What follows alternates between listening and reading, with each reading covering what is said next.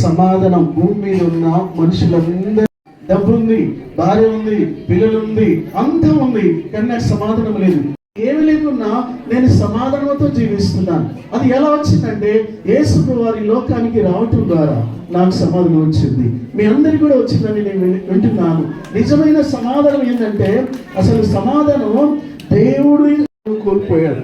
ఎన్ని డబ్బులున్నా, ఎంత ఆస్తులున్నా, ఎంత ఉన్నా మానవునికి సమాధానం లేదు, నెమ్మది లేదు. అందుకే సమాధానం లేకుండా ఈ రోజుల్లో మానవులందరూ కూడా చూడండి 90%, 70% షుగర్, బీపీ, థైరాయిడ్ రకరకాల సమస్యలతో ఫేస్ చేస్తూ బాధపడుతున్నారు. అందుకని అటువంటి మానవునికి దేవుడు ఏమంటే పాపం ప్రేమిస్తారు, గంట తర్వాత ద్వేషిస్తారు. ఈరోజు మనల్ని ప్రేమిస్తారు, ఇక రేపు మనల్ని ద్వేషించవచ్చు. ఎందుకు మనిషి ఒక స్థిరత్వం వచ్చింది. పాపం ద్వారా పాపమునకున్న జీతం, శాలరీ ఏంటంటే మరణం. పాపకున్న జీతం ఏంటంటే మరణం. ఆదాముని మన్నే కనుక తిరిగి మన్న అయిపోతామని చెప్పాడు. భూమిని కూడా శపించాడు. భూమి ఫలవృక్షాలు బదులుగా ముళ్ళ తుప్పులు మొలుస్తాయని భూమిని తిరిగి లేచాడు.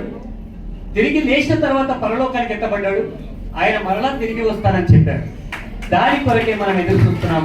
అదే నిజమైన Christmas. Happy Christmas, happy Christmas.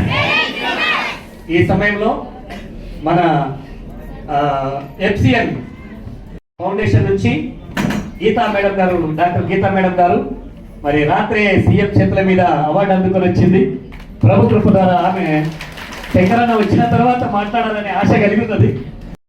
అందరికీ ముఖ్యంగా మా శంకరన్నకు నమస్కారము. మళ్ళీ నేను మాట్లాడతానని అడిగాను అనమాట. కొత్తగా వచ్చిన వాళ్ళందరికీ కూడా మరి ఒకసారి మెరీ క్రిస్మస్. శంకరన్న మా ఫౌండేషన్కు వచ్చారు. మా ఆశ్రమానికి FCN హోమ్ అని బైపాస్ రోడ్ దగ్గర ఉంది. శంకరన్న వచ్చినప్పుడు మాకు ఒక మాట చెప్పాడు, అమ్మ మీరు ఏం చేసినా నేను అండగా ఉంటాను. అప్పుడు అధికారం లేకుండా చెప్పారు, ఇప్పుడు అధికారం వచ్చింది కదా, కాబట్టి శంకరన్న మాకు డబుల్ డోస్ ఇవ్వాలి. మీరు నిన్న రాత్రి మేము CM సార్ను కూడా నేను అవార్డు తీసుకున్న తర్వాత రేవంత్ రెడ్డి అన్న మీరు తప్పకుండా మా ఆశ్రమానికి రావాలి అన్నాను. అన్న ఇట్లా చూశారనమాట. చూస్తానమ్మా అన్నారు. కాబట్టి మీరు పెద్దన్నను, చిన్నన్న, మా చెల్లెమ్మ విశాల చాలాసార్లు వచ్చారు, విశాల గారు. కాబట్టి మీరందరూ కలిసి మా ఆశ్రమానికి వచ్చి మాకు అండగా ఉంటారని, మాకు ధైర్యాన్ని ఇస్తారని, ప్రతిరోజు కూడా మనం క్రిస్మస్ పండుగ చేసుకుంటూ ప్రేమను, శాంతిని పంచాలని కోరుకుంటూ మీకోసం మేమందరం కూడా ప్రార్థిస్తాం. మన నియోజకవర్గానికి ప్రథములు వారే, మన నియోజకవర్గానికి పరిపాలన అందించేటటువంటి మహానాయకులు. కాబట్టి వారిని ఒకసారి చప్పట్లతో అభినందించాలి.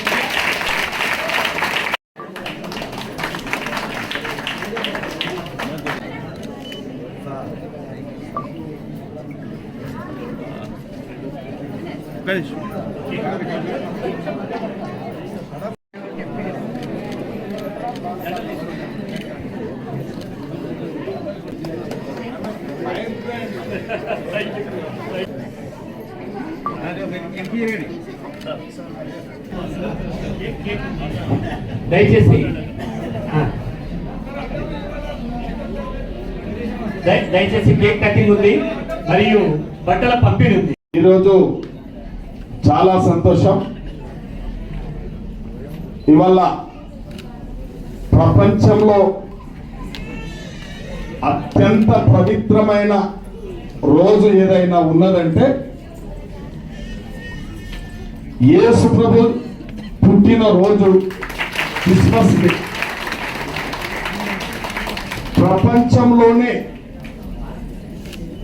దాదాపు 70-80% ఈ యొక్క క్రిస్టియన్ మతస్థులే అన్ని దేశాలలో ఉన్నారు. కాబట్టి ఆ దేశాలలో ఈరోజు భారతదేశంలో కూడా ప్రతి వాడవాడలో, ప్రతి గ్రామంలో ప్రతి ఒక్కరూ యేసు ప్రభు యొక్క జన్మదినం ఉత్సవాలు జరుపుకుంటున్నారు. కాబట్టి ఆ సందర్భంగా ఇక్కడికి విచ్చేసినటువంటి ప్రతి గ్రామం నుంచి విచ్చేసినటువంటి యేసు ప్రభు బిడ్డలకు, యేసు ప్రభును నమ్మే ప్రతి ఒక్క క్రిస్టియన్ మతస్థులందరికీ, సోదరి సోదరులకు, అదేవిధంగా మరి అందరం ఒకటే, ప్రభుత్వాలు ఉన్నాయి, మరి అందరి గురించి ఈ మతం ఆ మతం కాదు, అందరినీ ఈ దేశంలో సమానంగా చూడాలి. కాబట్టి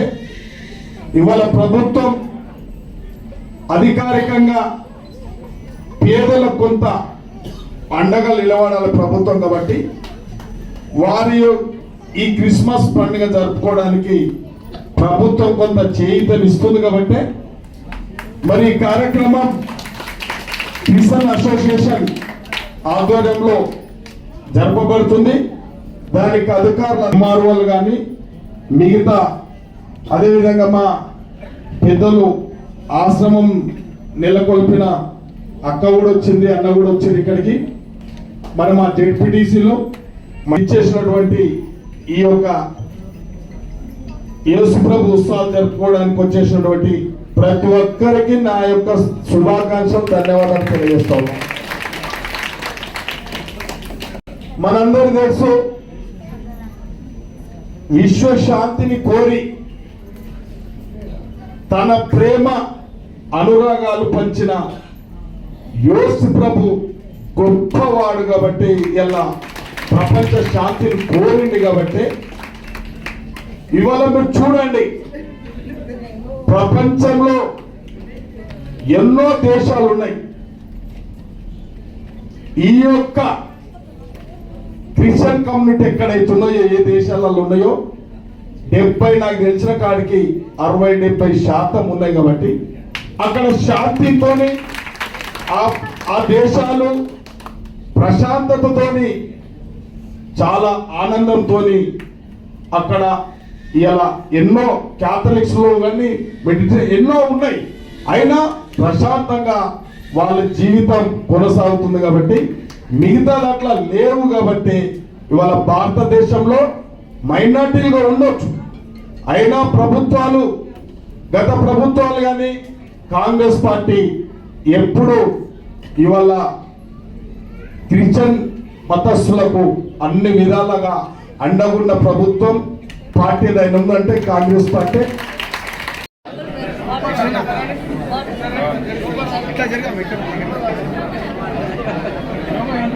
ఇక్కడ